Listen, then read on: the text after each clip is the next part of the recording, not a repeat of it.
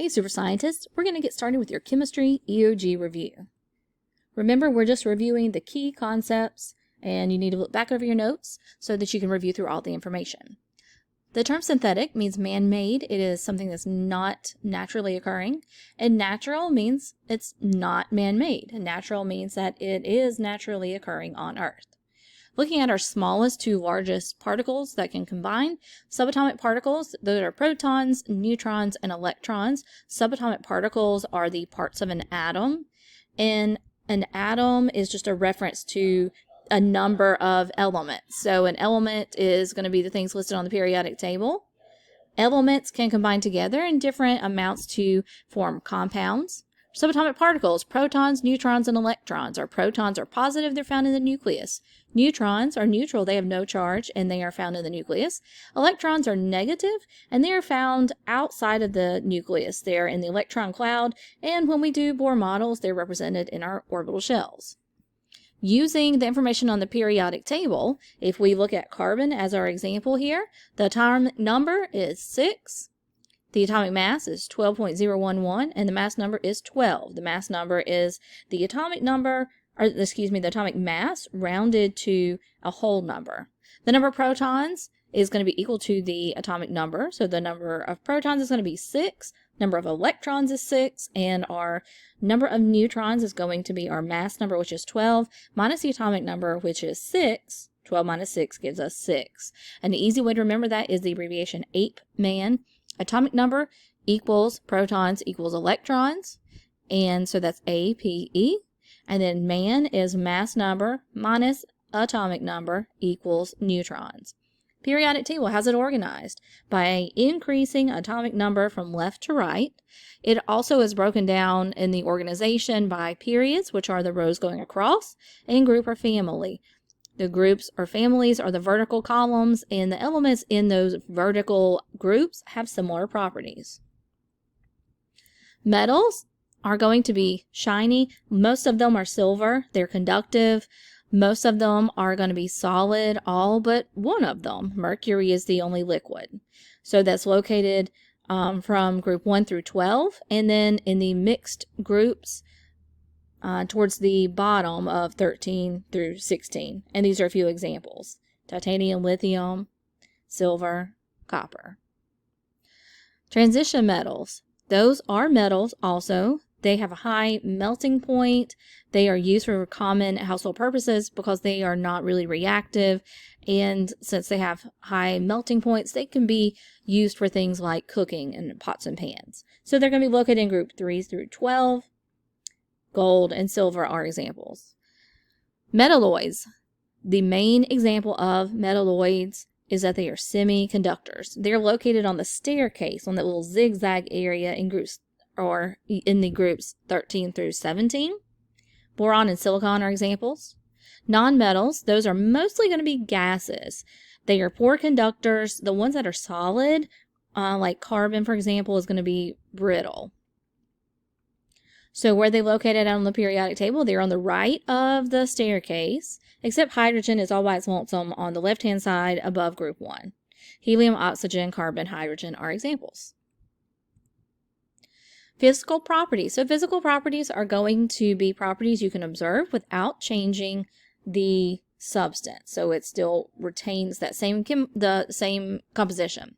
Chemical properties are going to be looking at how a substance might change chemically into something else and producing a new substance. Conductivity is the ability to conduct electricity or heat. That property is useful in electronics. Ductility is being able to be pulled into a wire. That's used in copper wiring, in telephones and electricity. Magnetism is going to be that force of attraction. So not all metals are magnetic, but some of them are. So that can be useful in generating electricity. It's useful in computers. Solubility is the ability to dissolve. So all of these, remember, are physical properties. So water is an example of a substance that is a solvent. It's the universal solvent. It can dissolve lots of stuff. Malleability means that it can be bent or shaped. Coins and jewelry are examples. Now let's look at a few chemical properties. Reactivity is going to be how likely it is for an element to react with something else. And that one great example is the alkali metals in group 1. When those are mixed with water, then they explode and catch on fire. Acidity is looking at how acidic or how basic a substance is, and that's going to be looking at its pH using the pH scale. So for example, water is not acidic, it's not basic, it is 7, it is neutral, right smack dab in the middle of the pH scale. Flammability is the ability to ignite, the ability to catch on fire. Oxygen is a substance that is flammable. Oxidation is the ability to rust. And iron is going to be something that can rust. And if you have like tools or equipment, cars, like old cars, things like that, metals that are left outside when they're exposed to oxygen and water, that oxygen is going to react with iron and that will rust.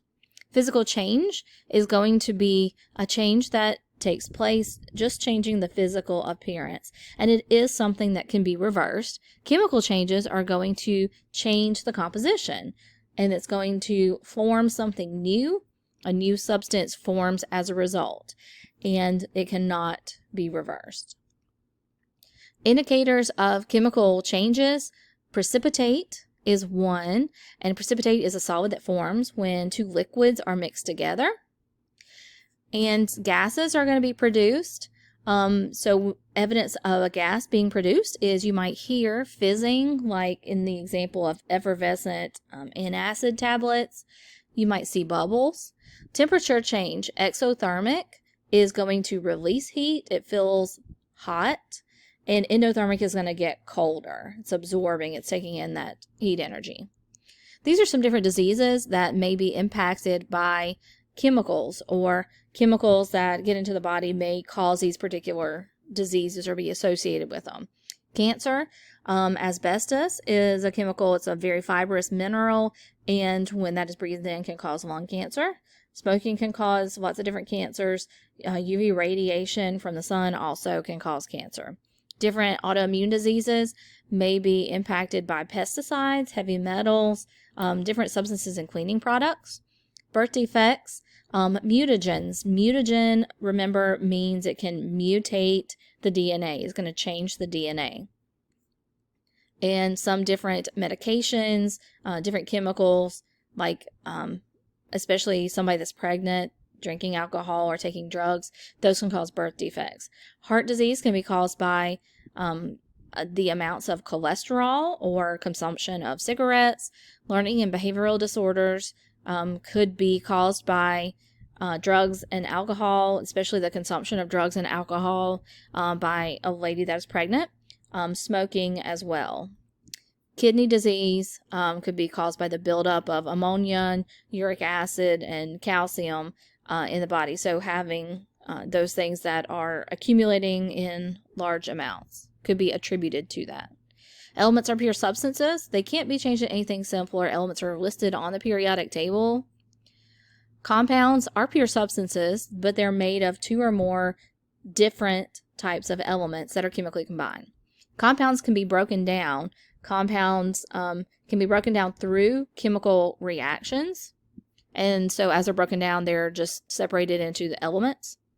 Mixtures are physical combinations. Mixtures are not pure substances. So the materials that are in a mixture are going to keep their own individual properties. They're just literally stirred up in the same bowl.